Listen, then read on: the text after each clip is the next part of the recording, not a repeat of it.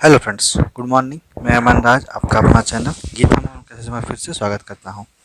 आज मैं आप लोगों के लिए क्लास 7 का चैप्टर नंबर 15 जिसका नाम है लाइट एंड एसोसिएटेड फिनोमेना का क्वेश्चन आंसर का वीडियो लेकर आया हूँ। इसके पहले हम लोग ट्रैक योर प्रोग्रेस जो कि इनसाइड बेस क्वेश्चन है वो हम लोग देख चुके हैं। उसके बाद असेसमेंट जोन जो कि चैप्टर के एंड में क्वेश्चन रहता है उसका हम लोग कुछ पार्ट कर चुके हैं, जैसे कि टिक द करेक्ट आंसर, उसके बाद फिल इन द ब्लैंक्स और स्टेट ट्रू और फॉल्स तक हम लोग कर चुके हैं। और आज हम लोग देखेंगे give one words for the following. ठीक है, तो वीडियो स्टार्ट करने से पहले आपसे रिक्वेस्ट है, अगर आप हमारे चैनल में नए हैं तो चैनल को सब्सक्राइब कर ले और साथ में नोटिफिकेशन बेल ऑन कर ले। और हाँ, वीडियो अच्छा लगे तो एक लाइक जरूर करें, अपने दोस्तों में ज़्यादा शेयर करें ताकि उन तक भी इंफॉर्मेशन पहुँचे और वो लोग भी इस वीडियो का लाभ उठा सके। तो चलिए स्टार्ट करते हैं।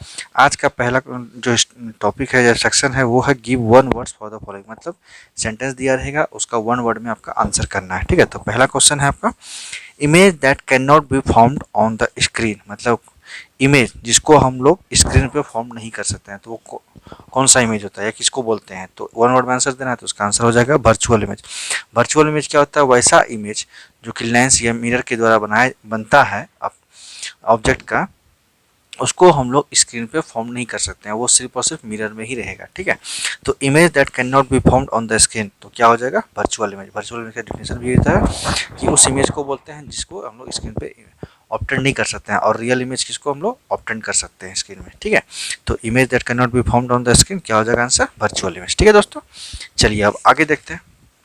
आगे है material through which light can pass partially. अब देखिए उस मटेरियल का क्या नाम है जिसके थ्रू लाइट क्या होता है? पार्शियली पास होता है, मतलब थोड़ा बहुत पास होता है, थोड़ा पास होता है, थोड़ा नहीं पास होता है, तो उसको क्या बोलते हैं? तो देखिए material through which light can pass partially उसको बोलते हैं ट्रांसलूसेंट।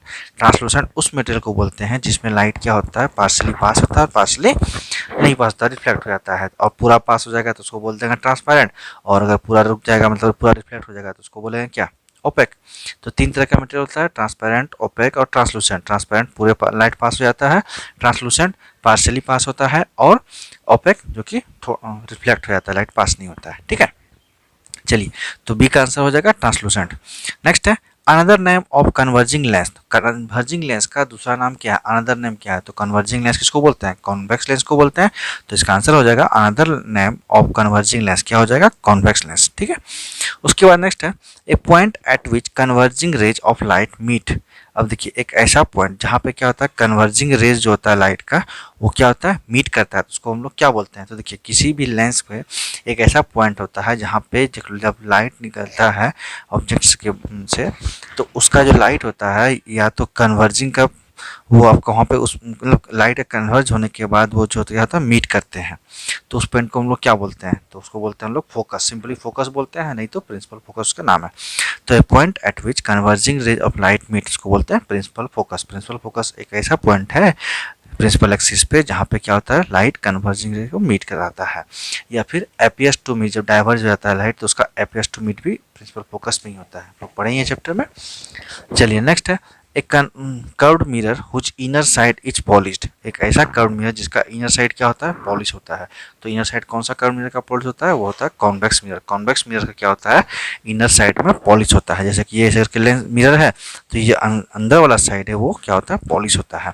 और कॉनकेव लेंस में क्या होता है? आउटर साइड पॉलिश होता है। तो आपको पूछ देगा a curved mirror whose inner side is polish, तो उसका हो जाएगा कॉन्वेक्स, और a curved mirror whose outer side is polish तो क्या हो जाएगा? Concave mirror. ठीक है, तो ध्यान दीजिएगा दोनों दोस्तों।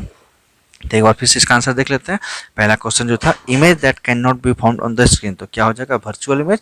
वर्चुअल इमेज उस इमेज को बोलते हैं जो कि स्क्रीन पे ऑब्टेंड नहीं कर सकते हैं। ठीक है, नेक्स्ट है material through which light can pass partially. अब देखिए मटेरियल उसको उस मटेरियल का नाम बताइए जो कि लाइट उसमें पार्शली पास होता है, तो उसको क्या बोलेंगे? ट्रांसलूसेंट। ट्रांसलूसेंट एक मटेरियल है जिसके थ्रू क्या होता है? लाइट पार्शली पास होता है, और साथ में ट्रांसपेरेंट उस मटेरियल का नाम है जो कि पूरी तरह से पास हो जाता है, और ओपेक जिसमें भास नहीं होता है, लाइट रिफ्लेक्ट कर जाता है। Another name of converging lens क्या हो जाएगा? कॉन्वेक्स लेंस, और डाइवर्जिंग लेंस हो जाएगा कॉनकेव लेंस। तो another name of converging lens क्या हो जाएगा? कॉन्वेक्स, और डाइवर्जिंग लेंस क्या हो जाएगा? कॉनकेव।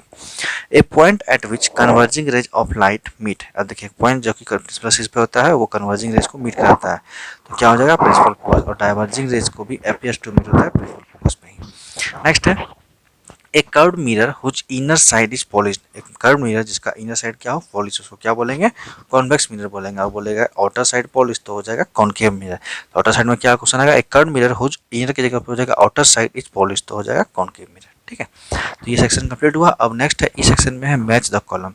तो मैच द कॉलम में हम क्या किए, मैच नहीं किए, हम इसका जो मैच का जो आंसर होगा वो उसमें आप लिख दिए, और कुछ कहाँ पे था कुछ नंबर पे वो भी हम अल्फाबेटिकल लिख दिए। ठीक है, तो मैच द कॉलम का देखिए क्या करना है। पहला क्वेश्चन आपका है रियल एंड इन्वर्टेड इमेज। तो रियल और इन्वर्टेड इमेज किस में बनता है, तो वो ऐप में था, ABCD करके ऐप तक था, वो कहाँ पे है, रेटिना में था। तो रियल और इन्वर्टेड इमेज कहाँ बनता है, रेटिना में बनता है, जो कि आई का जो रेटिना होता है, इमेज आपका कहाँ पे क्या बनता है, रियल बनता है, और इन्वर्टेड, रियल मतलब इमेज जिसको कि हम लोग ऑब्टेन कर सकते हैं, और इन्वर्टेड जिसको उल्टा इमेज बनता है। और उसके बाद फिर ये रेटिना किससे कनेक्टेड होता है, ब्रेन से, किसके थ्रू, ऑप्टिक नर्व के थ्रू, वो इमेज को फिर सीधा करता है और फिर हम लोगों को दिखाता है। ठीक है, तो जो आई में इमेज बनता है वो कहाँ बनता है, रेटिना में, और कैसा इमेज बनता है, रियल और इन्वर्टेड बनता है। ठीक है, चलिए नेक्स्ट है डाइवर्जिंग लेंस। डाइवर्जिंग लेंस किसको बोलते हैं, तो बोलते हैं कॉनकेव लेंस को। कॉनकेव लेंस को क्या बोलेंगे, डाइवर्जिंग लेंस, जो कि डी में था। तो सेकंड जो डाइवर्जिंग लेंस है उसका आंसर हो जाएगा डी, कॉनकेव लेंस। ठीक है, और बोल दिया कन्वर्जिंग, तो कन्वर्जिंग का हो जाएगा कॉन्वेक्स लेंस। ठीक है, नेक्स्ट है used in headlights of vehicles. अब ये कौन सा मिरर है जिसको हम लोग व्हीकल्स में हेडलाइट के तौर पर यूज करते हैं, तो आंसर हो जाएगा कॉनकेव मिरर। कहाँ पे, वो बी में है, तो used in headlights of vehicle क्या हो जाएगा, कॉनकेव मिरर आंसर हो जाएगा।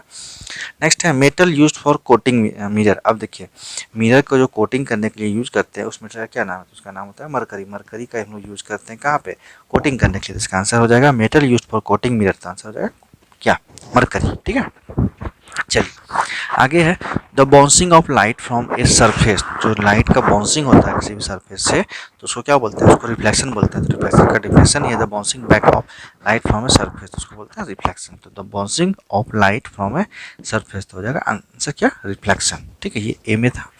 अब चलिए फिर से देख लेते हैं। देखिए रियल एंड इन्वर्टेड इमेज किसमें बनता है, रेटिना में। डाइवर्जिंग लेंस किसको बोलते हैं, कॉनकेव लेंस को। उसके बाद used in headlights of vehicle क्या होता है, concave mirror. Metal used for coating mirror क्या हो जाएगा, मरकरी हो जाएगा। नेक्स्ट है the bouncing off light from a surface क्या हो जाएगा, रिफ्लेक्शन। ठीक है, तो रिफ्लेक्शन जो होता है वो क्या होता है, बाउंसिंग बैक ऑफ लाइट होता है। ठीक है, अब आगे नेक्स्ट है डिस्पर्सन ऑफ व्हाइट लाइट। जो व्हाइट लाइट का डिस्पर्सन होता है, मतलब देखिए जो कि एक व्हाइट लाइट होता है उससे फिर बहुत सारा सेवन कलर बनता है, वो किसके थ्रू होता है, तो वो डिस्पर्सन ऑफ व्हाइट लाइट का होता है, उसको बोलते हैं रेनबो। रेनबो आप देखते हैं कि जब बारिश खत्म होता है तो बारिश खत्म होने के बाद रेनबो का स्काई में फॉर्मेशन होता है, और जो रेनबो का फॉर्मेशन होता है स्काई में वो किसकी वजह से होता है, डिस्पर्सन ऑफ व्हाइट लाइट। उसमें क्या होता है, व्हाइट लाइट जो सन से निकलता है और जो वाटर का ड्रॉपलेट्स एटमोसफेयर में प्रेजेंट होता है उसमें पास होने के बाद वो इस जो अलग अलग वेवलेंथ का होता है लाइट, वो अलग डिस्पर्स हो जाता है, मतलब स्कैटर हो जाता है। स्कैटर होने के बाद वो अलग सेवन कलर में फॉर्म हो जाता है, जो कि विबग्योर बोलते हैं इसको, या फिर बैंड ऑफ सेवन कलर को हम लोग स्पेक्ट्रम बोलते हैं। सेवन कलर क्या क्या होता है, विबग्योर, वी मतलब violet, I for indigo, red for, R for red, नहीं sorry VIBGYOR, B for violet, I for indigo, B for blue, G for green, BIBG, Y for yellow, O for orange, और R for red. ठीक है, VIBGYOR.